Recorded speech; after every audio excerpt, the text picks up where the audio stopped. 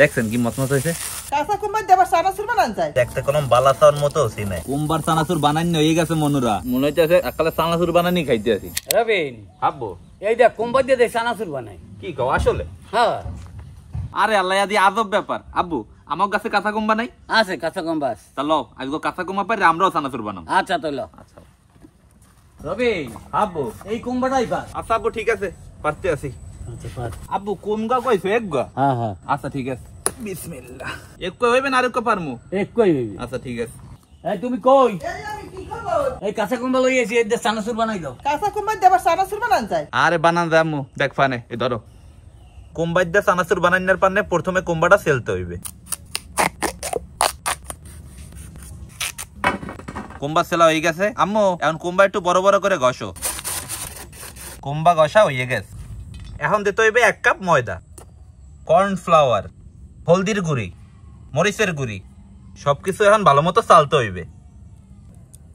নুন, এখন সবকিছু একলগে ভালো মতো মেয়াইতে হইবে। এখন কুসাইনা কুম্বাটি অল্প অল্প নিয়ে গুড়ির মধ্যে দিতে হইবে, ভালোভাবে মাখতে হইবে। কুম্বার গায়ে ভালো মতো গুড়ি লাগবে। এখন একটা চাল নিতে এই কুম্বাটি চাইলে নিমু। সবকিছু একলগে মেয়াইনা হয়ে গেছে, এখন আমাকে বেরেস্তা বানাইতে হইবে। আর বেরেস্তা বানাইনার পান্নে ফ্রাই প্যানের মধ্যে দিতে আছি সোয়াবিন তেল। তেল গরম হয়ে গেছে, এখন দিমু কুসাইনা রসুন, কুসাইনা পেঁয়াজ। পেঁয়াজ আর রসুন হালকা ভাজা হয়েছে, এখন দিমু শুকনো মরিচ। পেঁয়াজ আর রসুন বাদামি কালার হয়ে গেছে, এখন আমরা থেকে উড়াই থুমু।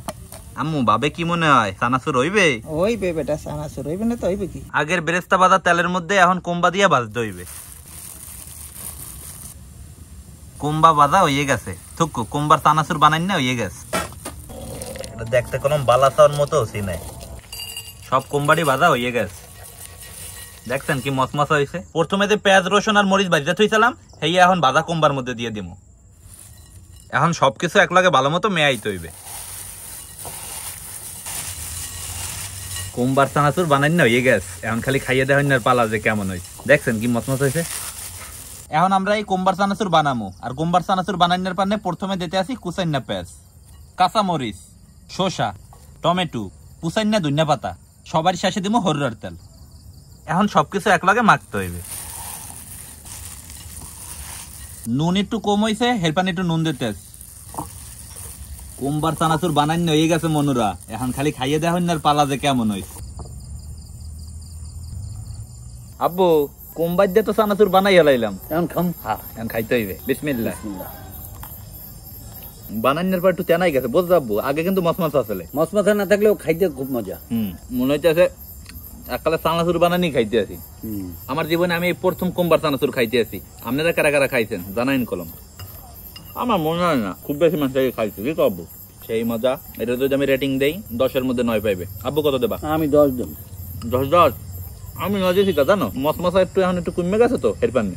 কি চানাচুরের দোষ? এত হলে শসার দোষ। হ্যাঁ হ্যাঁ, এই শসা আর এই টমেটোর কারণে নরম হয়ে গেছে। তো এটা টেস্ট হয়েছে যাই বাজারে কোনে যে আমরা চানাচুর বানানি খাই না, এককালে ঠিক হেরে মেরি। তো আপনারা কলম চাইলে কাঁচা কুম্বার দিয়ে এরমের চানাচুর বানাই খাইতে পারেন। আর 7 কলম অস্থির, খাইতে কলম জম্মের মজা।